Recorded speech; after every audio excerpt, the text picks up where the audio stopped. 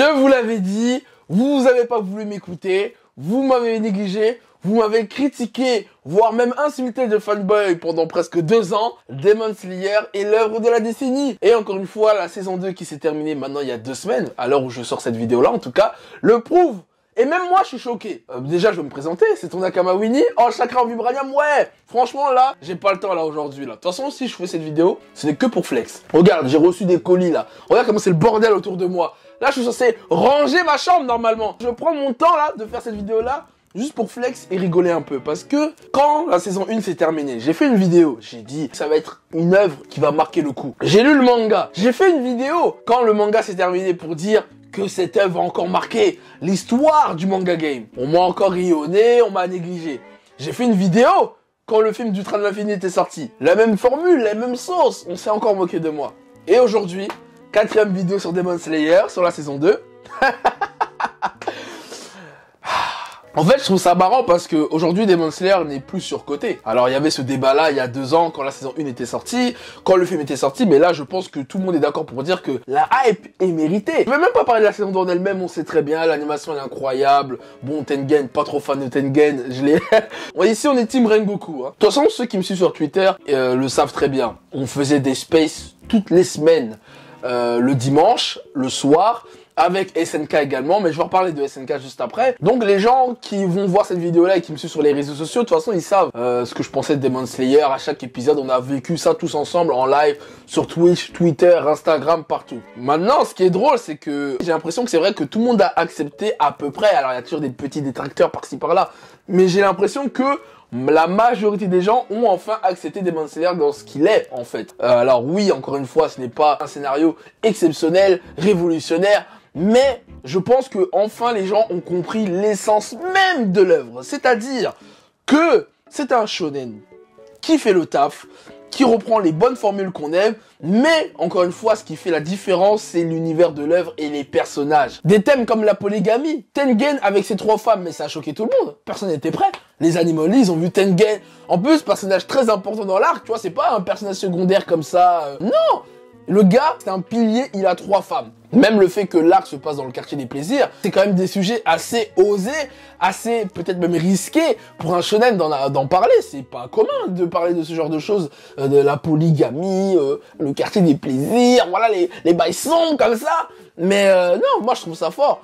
Et c'est des petits détails comme ça qui font que Demon Slayer, ça sort du lot. Go-To-Ge a une manière de faire, de retranscrire les émotions des personnages qui fait que énormément de gens accrochent. Et c'est d'ailleurs, je l'aurais jamais cru quand j'ai commencé Demon Slayer, et malgré toutes les vidéos où j'en ai parlé pour en dire du bien, mais il y a un truc que je n'avais pas prévu, qui dépasse même mes attentes, c'est que Demon Slayer est devenu une porte d'entrée pour des néophytes dans le monde du manga et de l'anime. Cette année, j'ai rencontré énormément de personnes, que ce soit en soirée, événements, des amis dont leur femme s'y intéresse ou leur mari s'y intéresse, alors qu'ils sont pas du tout fans de base, commencent par Demon Slayer ou parce qu'ils ont vu Demon Slayer, ça les a accrochés par l'animation, par les personnages. Moi, je pensais que Demon Slayer, ça allait rester une niche entre les fans d'anime et de manga. Tu vois, c'est pas comme SNK où SNK, l'univers et l'histoire, elle est tellement what the fuck, ça mérite même pas d'être un manga et un anime. SNK, ça mérite d'être une série, un film, tellement Isayama est ouf dans sa narration, et je peux comprendre que ça puisse permettre à d'autres personnes de rentrer dans l'univers.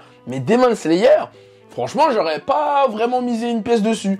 Et je pense qu'il y a quand même des facteurs qui font que Demon Slayer a permis à des néophytes de rentrer. Comme je l'avais dit dans ma vidéo sur le Train de l'Infini, il me semble, ou quand je parlais de la fin du manga, c'est que quand Demon Slayer sera démocratisé sur plusieurs plateformes, sur plusieurs médias, comme Netflix, la télévision, c'est sûr que ça allait ouvrir un plus grand public. Et c'est ce qui s'est passé. Entre-temps, il y a eu Demon Slayer qui a été diffusé à la télé sur la chaîne Manga. La saison 1 est disponible sur Netflix. Donc Netflix, on connaît déjà. Même sur Amazon d'ailleurs, il me semble aussi. Et ce que je tiens à notifier dans cette hype qu'il y a eu autour de la saison 2, c'est effectivement le fait qu'il sorte le dimanche. Et le dimanche, c'est devenu c'est devenu la journée, la meilleure journée de la semaine, avec One Piece le matin, Boruto, SNK le soir, et Demon Slayer, et d'autres animés. Et ce qui est drôle, c'est que Demon Slayer, en termes de hype, a réussi à tenir tête à ces monstres. Que ce soit One Piece, bon même si l'anime de One Piece, bon voilà, c'est discutable à certains moments. SNK quoi, SNK qui est quand même, c'est la dernière saison, la hype n'a jamais été aussi hype au niveau de l'œuvre, surtout pour les animes only. Et même quand tu vois les sondages là sur les sites de séries, films, tout confondus, SNK est hyper bien classé. Donc SNK, y a rien à dire, ça reste quand même une des, c'était l'œuvre phare de la décennie 2010-2020. Mais ce que je trouve impressionnant, c'est que Demon Slayer a réussi à balayer, alors je suis désolé des mots que je vais dire, mais a réussi à éclipser à certains moments la hype autour de SNK. Alors oui, après SNK, il y a eu des grands épisodes qui sont sortis, mais quand je faisais les lives, les spaces sur Twitter, le truc qui revenait le plus souvent quand les gens intervenaient, et on était nombreux, on était des centaines à discuter en simultané, c'était Demon Slayer. Qui peut s'asseoir à la table des SNK? Il n'y en a pas beaucoup, mais Demon Slayer a réussi à s'imposer dans cette hype qui est SNK. Encore une fois, je parle d'un contexte où SNK est dans sa dernière saison, Demon Slayer dans sa deuxième saison. SNK, ça fait presque 10 ans que c'est là. Demon Slayer, ça fait que 2 ans que c'est connu au grand public, en tout cas. Enfin, là, je parle que de l'animé. Je trouve ça vraiment impressionnant, et c'est pas tous les animés, toutes les œuvres qui arrivent à faire ce genre d'exploit. Et encore plus, là, actuellement, en termes d'animation, là, qui peut s'asseoir à la table de Demon Slayer?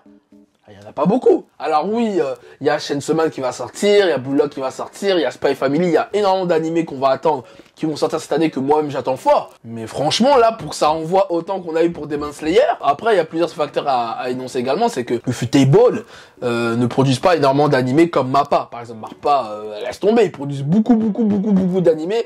Et franchement, pour le rythme de production qu'ils ont, je trouve ça incroyable ce qu'ils font en vrai avec SNK, là, dernièrement, ou Jujutsu Kaisen. Et je suis très confiant pour Chainsaw Man. Là, on va attendre la saison 3, je pense, pour 2023. Mais là, j'ai vu énormément de gens qui vont lire le manga. Et d'ailleurs, je vous l'ai dit, j'ai lu le manga. Et pourtant, quand j'ai vu l'anime, je savais tout ce qui allait se passer en vrai. Avec Tengen, Gyotaro, etc.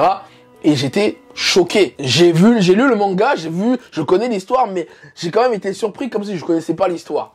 Parce que l'animation a tellement sublimé et a respecté les travaux qu'il y avait dans le manga que c'est un truc de fou. Donc voilà, d'ailleurs j'aimerais revenir sur un truc, il y a beaucoup de gens, les détracteurs, qui disent oui, de toute façon, Demon Slayer, l'anime a calé le manga, il lui a donné une carrière. Mais j'ai envie de dire, c'est un peu hypocrite de dire ça dans le sens que énormément de mangas, la majorité même des mangas qu'on aime, qu'on apprécie tous, qu'on achète et qu'on met dans nos collections, dans nos bibliothèques avec fierté, ont été portés par des animés. Et puis, l'animé, comme je le dis souvent, c'est l'ultime goodies du manga. Comme je l'ai dit tout à l'heure, il y a beaucoup d'animés qui adaptent mal des mangas aussi, et qui se foirent. Je vais pas citer des noms, mais je suis sûr que vous avez énormément d'exemples d'animés qui ont essayé d'adapter des mangas qui étaient a priori très populaires et qui avaient une certaine fanbase dans l'électorat, et qui, avec l'adaptation d'animé, s'est planté. Donc c'est bien beau de dire ça, que Demon Slayer a une carrière grâce à l'animé, mais moi je trouve ça un peu hypocrite. Bref, donc voilà, c'est tout ce que je voulais dire. J'ai fait, comme je vous l'ai dit, la vidéo juste pour flex.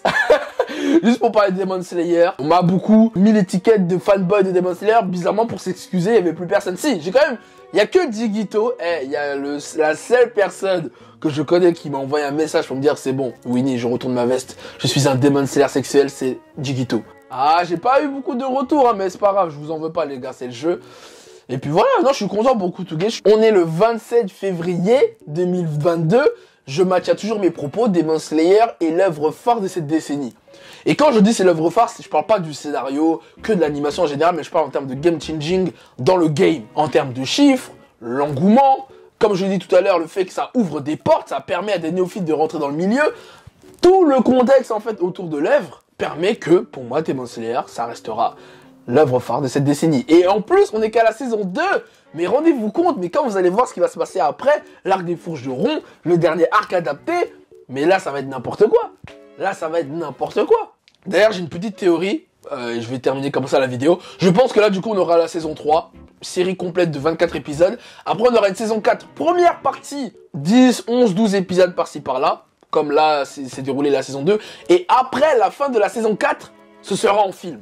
Du coup, la fin du manga sera adaptée en film. Et je pense qu'après, ils vont faire comme le Train de l'Infini. Ils vont diffuser de manière hebdomadaire le film en série télévisée, quoi. Voilà, ça c'est ma théorie. Je pense que Demon Slayer aura 4 saisons et que du coup, le manga se terminera en 2024. Allez voir 2025 grand max. Voilà. Donc c'était ton Nakama Winnie en chakra en vibranium. Dis-moi dans les commentaires ce que tu as pensé de la saison 2. Ce que tu penses, est-ce que Demon Slayer c'est toujours surcoté, pas surcoté? Est-ce que la hype est méritée, pas méritée? Et abonne-toi parce que là je vais revenir en force là sur YouTube, c'est bon. Là j'ai envie de balancer une vidéo par semaine. Là la semaine prochaine il y a Batman en plus, donc il y aura une vidéo sur Batman bien évidemment. En plus je présente l'avant-première à Bercy, donc ne rate pas. Mardi soir si t'es sur Paris 20h Bercy, on se verra. Et puis voilà, il y a d'autres vidéos qui vont arriver cool, chill, au calme. Donc sur ce je te dis au plaisir.